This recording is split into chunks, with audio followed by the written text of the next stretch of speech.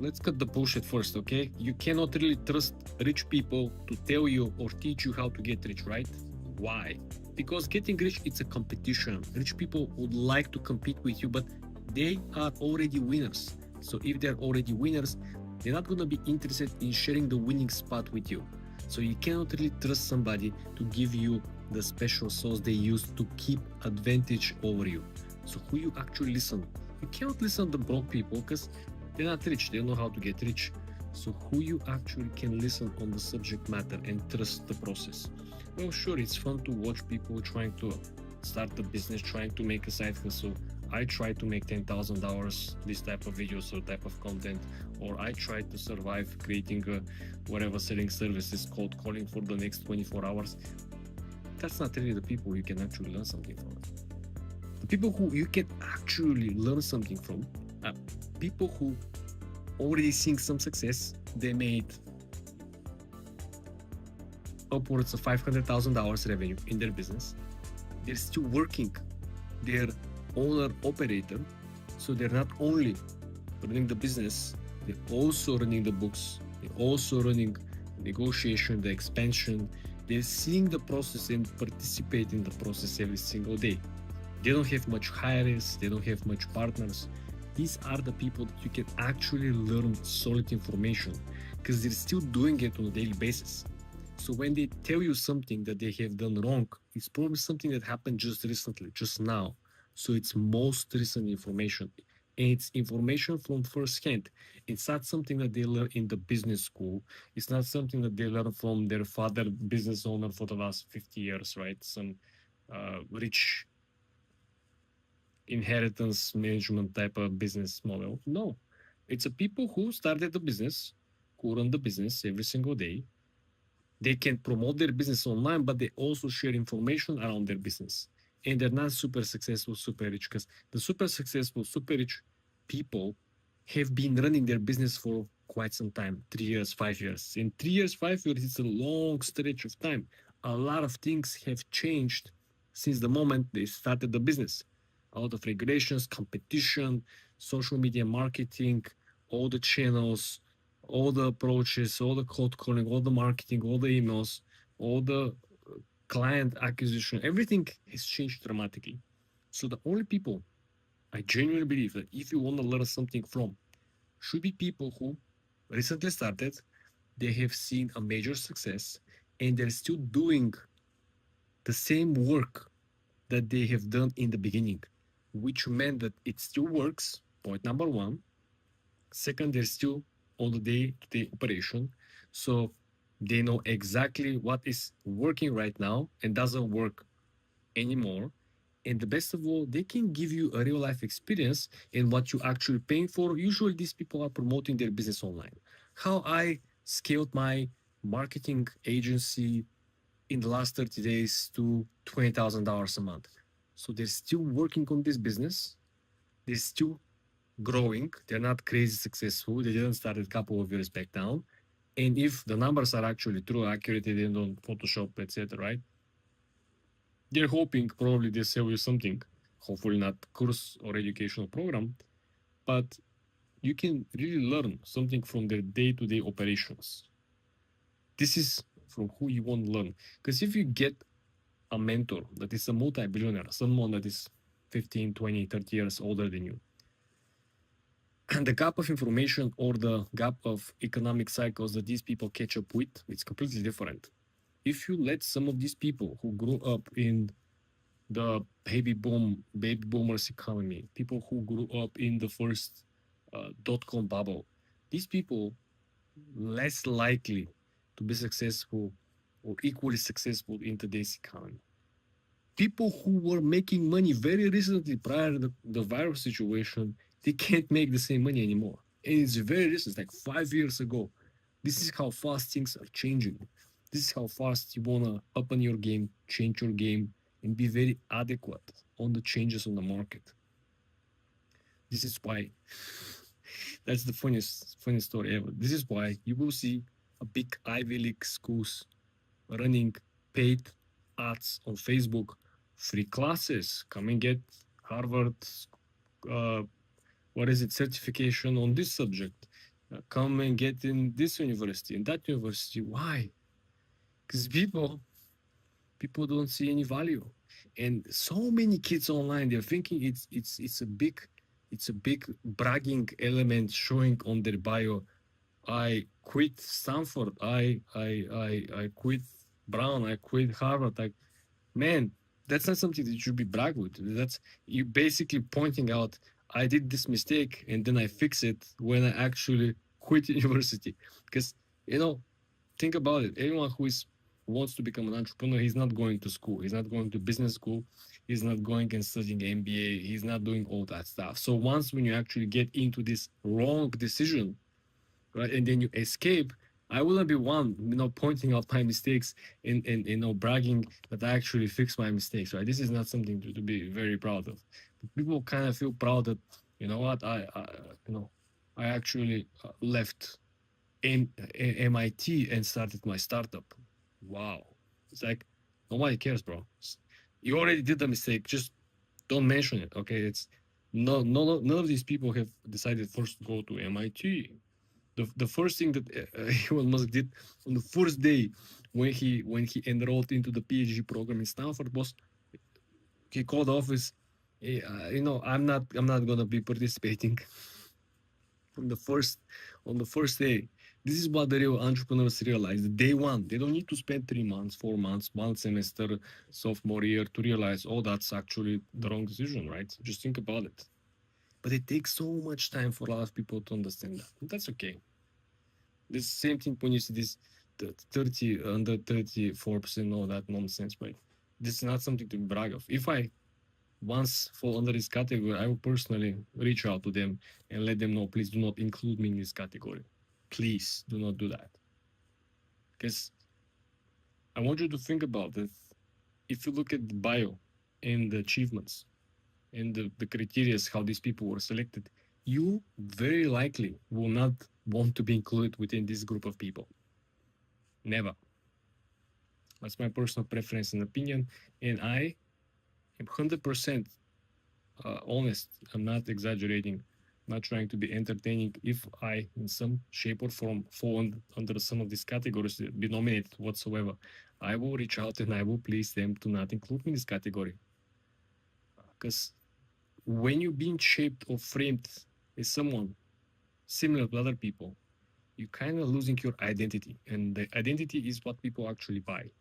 People buy Apple because the identity of Steve Jobs. If somebody else, normal, operational CEO started Apple, if what was the name? The Scully guy. If the Scully guy was continue running the Apple will be bankrupt.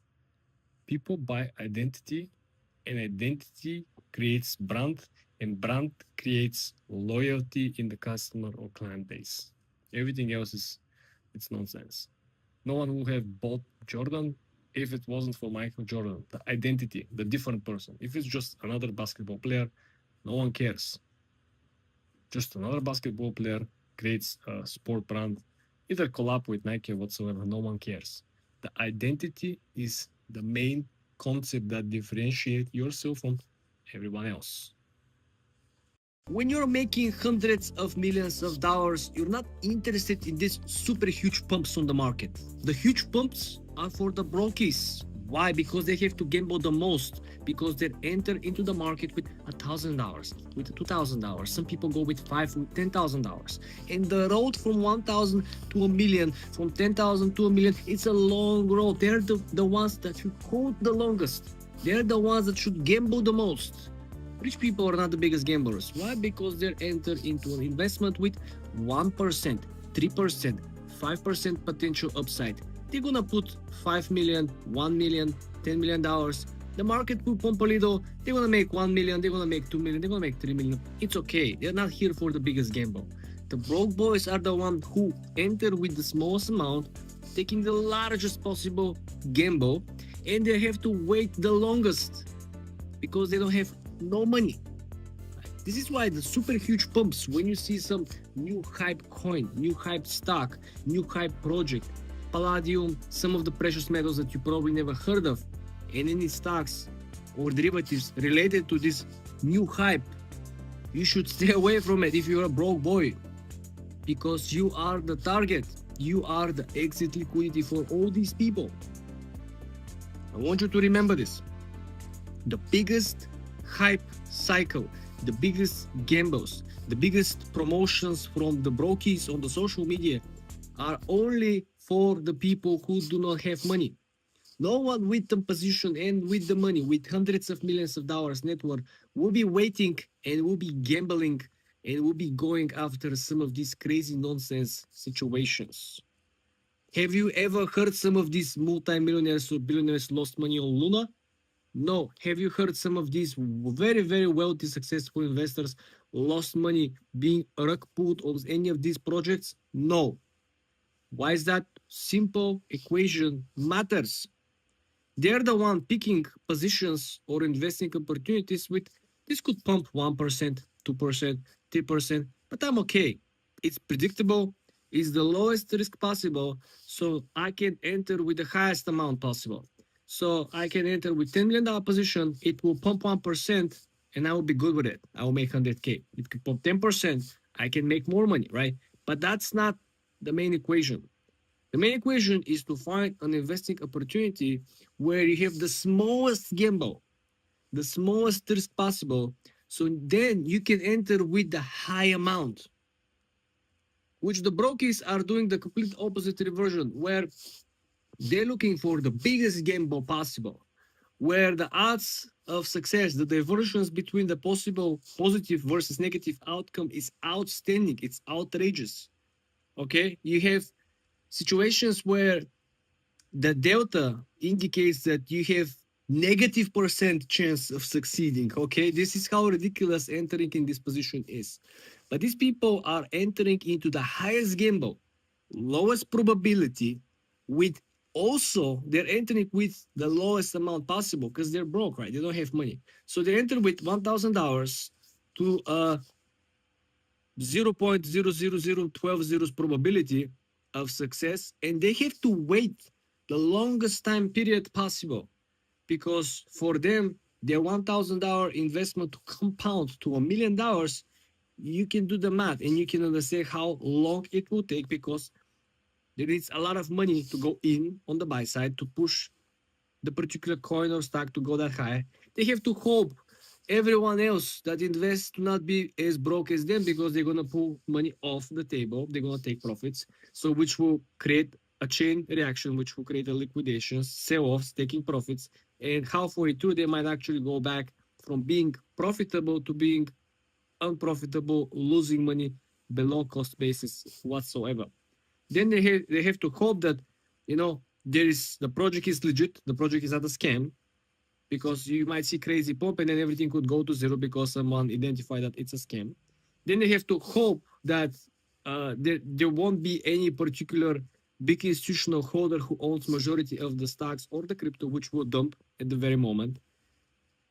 You see how hard it is to actually make a lot of money with gambling on crypto or stock market if you are broke. If you have a substantial capital, it's very easy. Why it's easy? Because you're taking the smallest risk possible, you enter with large amount, and 1% pump, you're good to go. 3% pump, 2% pump, which is pretty common, especially in the crypto market. If you're in the right projects, 1 to 3% on a daily basis is pretty normal, pretty average, not substantial, not extraordinary. So it's kind of predictable, right? So this is why you need to understand that these people are not gambling. Rich people are not getting richer by gambling like crazy. They don't throw darts at the board, right? Everything is predicted. They're not looking for what is the next hype on Reddit today. They don't use the services that actually track individual investors hyping projects, coins, hashtags on particular new projects and coins and blockchains and whatsoever. Why? Because there is unlimited potential downside for these projects, especially after they launch, right? A lot of the crypto projects in the beginning that were offering a yield farming, you buy the coins, you deposit the coins, and you collect yield. They were paying crazy yields, right? 1 million%, 300,000%. And a lot of these coins launch at $1, $3, they reach prices of 8,000, 9,000, and they collapse to like 10 cents, 8 cents. You understand what kind of losses we're talking about? These people lost their shirts. And like I said, imagine if you enter into an $8,000 per coin position, hoping that you're going to be collecting $1 million APY, right, per year in your percent yield. And then essentially 6 months later, somebody make a blog post that the whole project, the whole founders are scammers, everything goes to zero. You lost tons of money. Why would you gamble so much when you could, choose something that's less volatile, something that is predictable, something that effectively has a daily percentage volatility between, 1.3, 1.5, 1.8% on a daily basis, average percentage volatility for the last 30 days. And you can, effectively put as much money you're comfortable with, and you can pull it in, pull it out.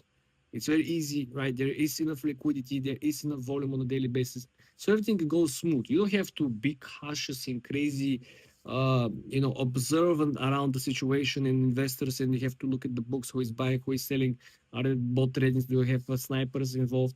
You don't have to, on the stock market level too, are there institutional investors, dark pools trading? Where is the whole trading happening? When you get into some of these crazy gambling situations, you're putting yourself into a vast amount of stress, because then you kind of have to become like a parent of your investment. You have to follow everything that happens with your investment every single day, every single time. The volume, the trading, the cap, the liquidity, all these things that if you just pick something that is good, less volatile, something that is valuable, something that possesses intrinsic value. Now, when the hype cycle comes to an end on the A bubble, I want you to see how many companies will essentially deflate, not only value-wise, but revenue-wise.